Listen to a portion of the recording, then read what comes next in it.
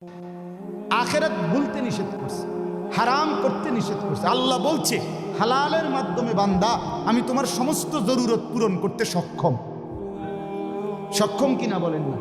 সক্ষম। বছরের পর বছর অসংখ্য মানুষ হালালের মাধ্যমে দুনিয়ার জরুরত পূরণ করছে। আল্লাহ আমাদেরকে বুঝ দান করে। আমার নওজোয়ান সাথীরা, আমার বাপ, আমার ভাই, আমার বন্ধু, নিজের দিকে নজর দেন, ছেলেটার দিকে নজর দেন, মেয়েটার দিকে নজর দেন, আখিরাতের ফিকির করেন। দুনিয়া এই ঘর বাড়ি খাট পালং সোফার মিলাইয়া তার চাইতে বেশি উত্তম হবে আখিরাত মিলা। দুনিয়াও হয়ে যাবে, দুনিয়া থেমে থাকে না, দুনিয়া থেমে থাকে। যাকে আল্লাহ যা বরাদ্দ দিবেন তা দিয়েই দেবেন, তা এসেই যাবে।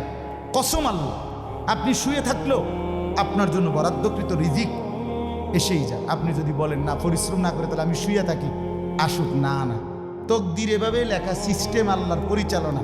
আমনে কাম করতেন না, আমনের 14 গোষ্ঠী কাম করবেন। আর উনি কাজ করতে চায়, ওই সুযোগ পাচ্ছে না। উনি অসুস্থ, উনি প্যারালাইজড, উনি পঙ্গু।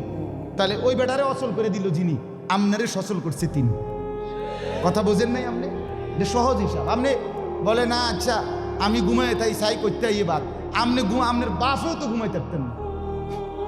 আপনার তকদিরই তো এভাবে, আপনার রিজিকই তো আপনাকে কোথায় নিয়ে যাবে ওইখানে নিয়ে যাবে। আল্লাহর ফয়সালা ইঞ্চি ইঞ্চি, আল্লাহর ফয়সালা তো হিসাব করে। যে পরিশ্রম করবে সেটাও লেখা, কে পরিশ্রম করবে না সেটাও কি আছে? লেখা আছে।